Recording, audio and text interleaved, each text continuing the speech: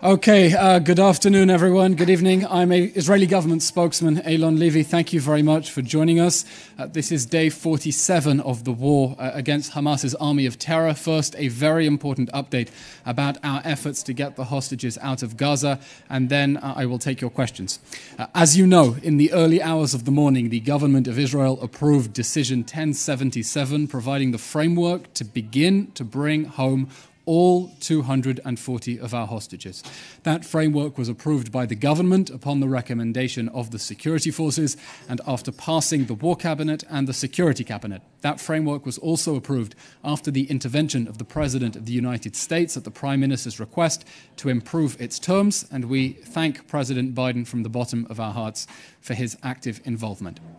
Under stage one of the plan, we expect to see the release of at least 50 live Israeli hostages, women and children.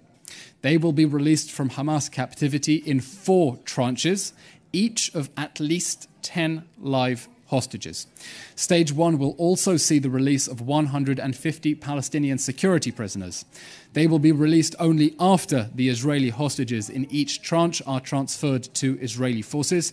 During stage 1, there will be a 4-day temporary pause in the fighting. Under stage 2, after Hamas releases the first 50 hostages, for every 10 additional hostages Hamas releases, there will be an additional day's pause. In as much as 50 additional live Israeli hostages are transferred to our forces, that's 100 in total, the next 150 security prisoners will be released in accordance with the same ratio. To facilitate each tranche of at least 10 live hostages, there will be another 1-day pause in the fighting. This morning, the Ministry of Justice published a prospective list of the 300 Palestinian security prisoners to be released from jail if Hamas gives us 100 live Israeli hostages. Last night's government decision empowers the War Cabinet to determine the identity of the security prisoners who will be released from that prospective list in each tranche, the timing for each tranche, and to verify that the conditions for each tranche have been fulfilled before those security prisoners are released. Now, that list of security prisoners was published in line with the requirement for judicial review of government decisions to release persons convicted of security and terror offences. The families of these prisoners' victims, of course, have a 24-hour window to petition the Supreme Court against their release. We are talking about people charged and convicted of violent crimes and terror-related offences, including attempted murder and grievous bodily harm. Among them are people who committed brutal stabbings and shooting attacks against Israeli civilians and police officers, many of whom left people seriously injured. And in case anyone is thinking of drawing an equivalence between the innocent children who were brutally abducted on October 7th and those behind bars for trying to murder innocent children, I encourage you to inspect that list yourself and see why they are in jail. We want to emphasize, lest there be any confusion, we are at war with Hamas, a war that it launched with the October 7th massacre, and that war will continue until we achieve our aims. 1, eliminating Hamas. 2, ensuring Gaza can never again threaten the Israeli people. And 3, bringing home all of the hostages. Last night's government resolution provides that immediately after the pause in fighting necessary for the implementation of this decision, the fighting in Gaza will resume with the aim of destroying Hamas and Islamic Jihad's armies of terror and their governing capabilities, further to Security Cabinet Resolution 27B from the 16th of October 2023. Now, that government resolution empowers the War Cabinet to terminate the implementation of the framework no later than 10 days from the end of the first tranche. Security prisoners on that list who are not released by then will not be released from jail under that decision, and the government decision rendering them will be null and void. We are fighting to bring home all of the hostages. There will be no one left behind. The State of Israel sees itself completely obligated to bringing home all of the hostages, men and women, young and old, civilians and soldiers. That is our duty as a state, and that is our duty in line with the deepest ethics of the Jewish people. And I want to add that on a personal note, that as we fight a cynical enemy that proudly and openly promises to sacrifice its own people on the altar of jihad, today many of us in Israel, myself included, feel proud to belong to a nation committed to that promise. No one left behind. That's all for today's update. We'll take your questions now. Please type the questions in the chat or pop your hands up. And we will take you off mute. Thank you. Okay, Dana Savir from ABC News, please.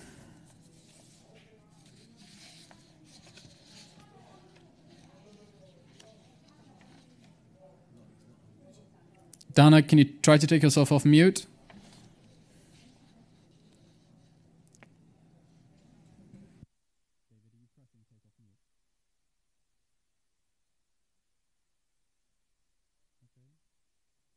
Jeremy Diamond, CNN, please.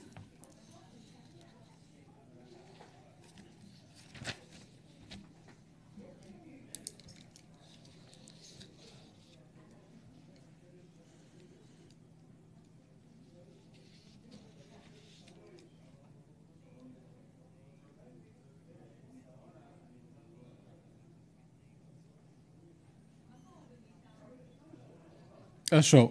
We will confirm soon the exact details for the logistics of how we get the hostages out. You'll understand this is, of course, a very complicated, sensitive, and unprecedented situation, having so many hostages, including children, inside the Gaza Strip.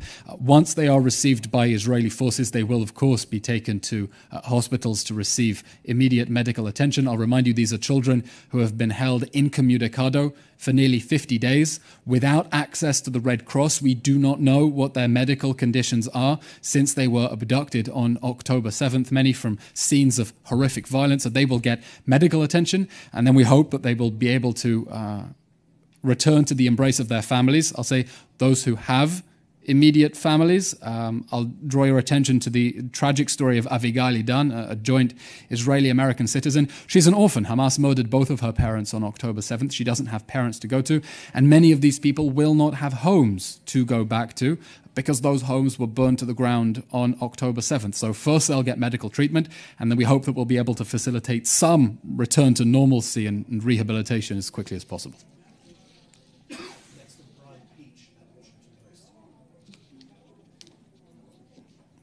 We will confirm the exact details as soon as we can. This is still a moving situation.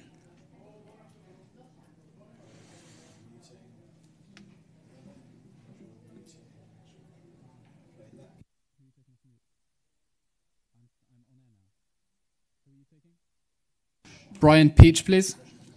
Washington Post.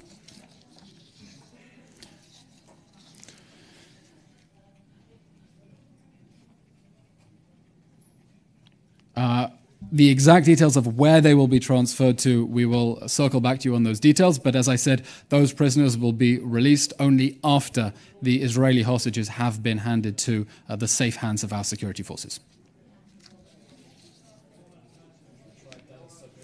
Dana Savir, ABC, let's try you again. Yes.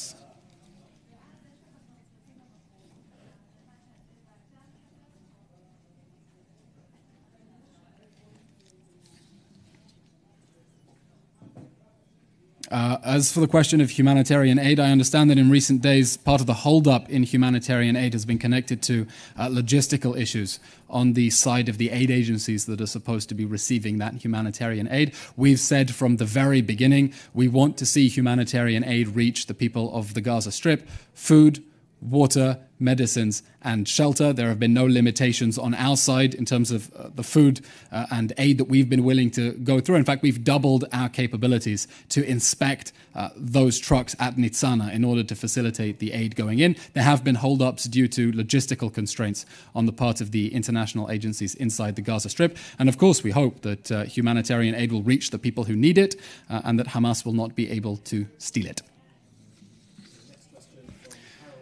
Next question from Harold Hyman. What news? I24 News French, if I'm seeing that? CNews, sorry. Will Hezbollah suspend its attacks? Hamas? Will Hamas?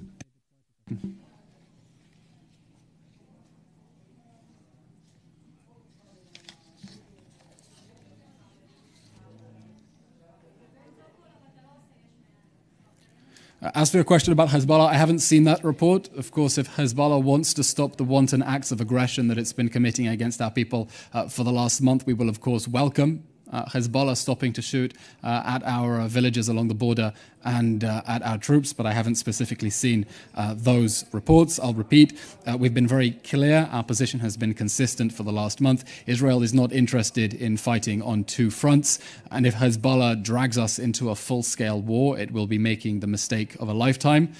The consequences for Hezbollah and Lebanon will be severe. We're focusing at the moment on the Gaza Strip, on trying to destroy the monsters who perpetrated the October 7th massacre, and doing everything we can to stop a further regional escalation of that conflict, continuing, again, to warn further actors against trying to enter that war. Coach Winehouse?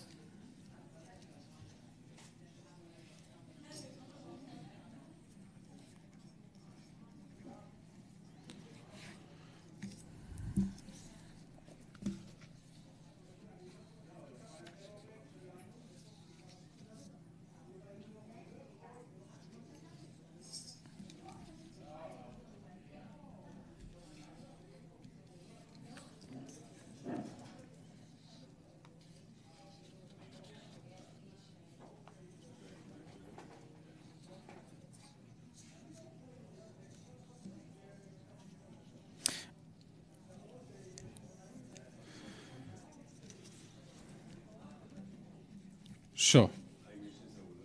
First of all, as for your first question, legal provisions regarding the judicial review, I'll ask someone to circle back to you about what exactly those provisions are. Secondly, this is a very important point that you raise and is important to bear in mind when those hostages come out of the Gaza Strip. We are beginning with the release of children and women.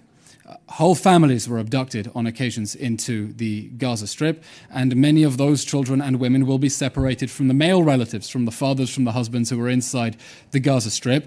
Hamas will continue to hold a gun to the heads of those family members inside the Gaza Strip, and it's very important when covering anything that those families may choose to say from their intense pain and trauma, and we can't begin to imagine what they're going through, but to understand that many of these families will have hostages who are still inside the Gaza Strip, whose lives are still being threatened by the same people who perpetrated the atrocities of October 7th. And as I said, we'll continue making every effort and will not rest until we bring everyone back home, including the men.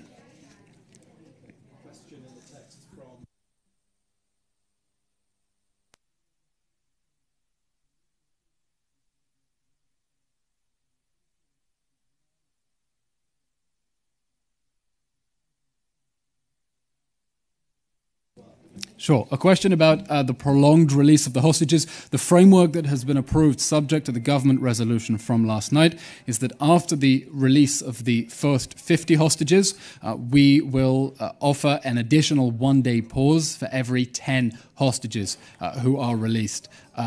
Further to that, and we've already released the prospective list of Palestinian prisoners in order to facilitate another 50 hostages. Of course, we would have liked to get everyone back in one go. These are the terms of the deal. These are the terms of the deal as approved after the intervention of the President of the United States to improve the terms of that deal.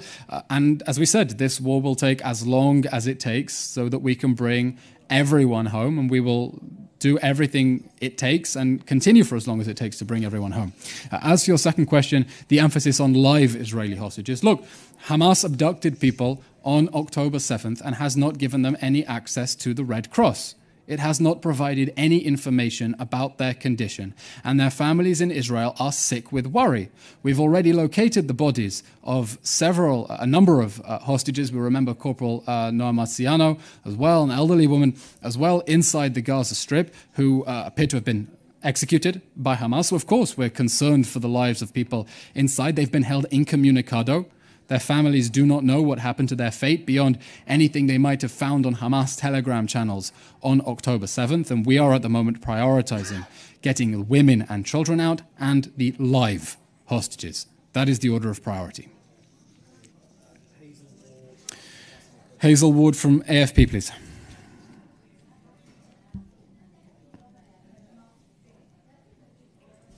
Hazel, AFP.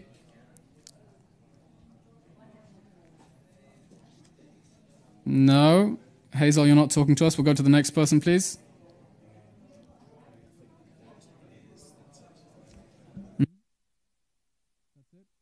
Okay, everyone, that's all we have time for today. Thank you very much. Let's all hope for good news.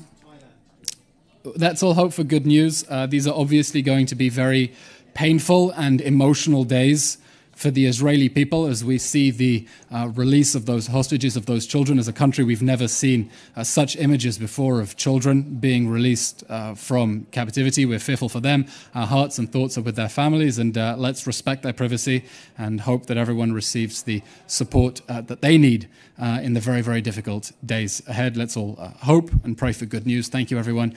Have a good evening. Thank you very much.